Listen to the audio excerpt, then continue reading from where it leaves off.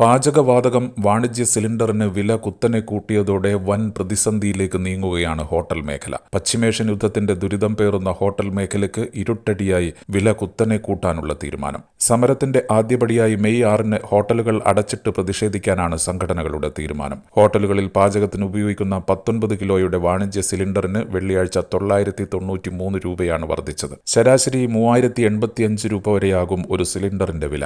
യുദ്ധത്തെ തുടർന്ന് പ്രതിസന്ധി രൂക്ഷമായ പല ഹോട്ടലുകളും അടച്ചിടുകയും ചിലർ ഭക്ഷണ സാധനങ്ങളുടെ വില കൂട്ടുകയും ചെയ്തിരുന്നു. ഈ പ്രതിസന്ധിയിൽ നിന്ന് മാറുന്നതിന് മുൻപാണ് ഇരട്ട പ്രഹരമായി സിലിണ്ടറിന് 50% വില വർദ്ധിപ്പിച്ചത്. നിലവിലെ സ്ഥിതിയിൽ ഭക്ഷണ സാധനങ്ങൾക്ക് വില വർദ്ധിപ്പിക്കാതെ പിടിച്ചു നിൽക്കാനാകില്ലെന്ന് ഹോട്ടൽ രംഗത്തെ സംഘടനകൾ വ്യക്തമാക്കുന്നു.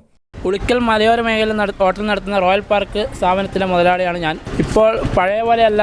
ഇപ്പോൾ ഹോട്ടൽ മുമ്പോട്ട് പോകണമെങ്കിൽ വലിയ ബാധ്യത ഇതാണ്. ഗ്യാസിനാണെങ്കിൽ ദിവസം കൂടുന്നതിന് വില കൂടിക്കൊണ്ടിരിക്കുകയാണ്. ഇറാനും അമേരിക്കയും ഒരു യുദ്ധം വന്നതിൻ്റെ പേരിൽ ദിവസം കൂടുന്നതിന് വില ഗ്യാസിന് അടിച്ചു കയറലാണ്. ഈ പ്രതിസന്ധിയിൽ ഹോട്ടൽ മുമ്പോട്ട് പോകണമെന്ന് വലിയ കഷ്ടപ്പാടാണ്. സിലിണ്ടർ വിലക്കയറ്റത്തിൽ പ്രതിഷേധിച്ച് സംസ്ഥാന വ്യാപകമായി ഹോട്ടലുകൾ മെയ് 6-ന് അടച്ചിടുമെന്നും സംഘടനകൾ വ്യക്തമാക്കി. ഏജനറ്റ് ന്യൂസ്.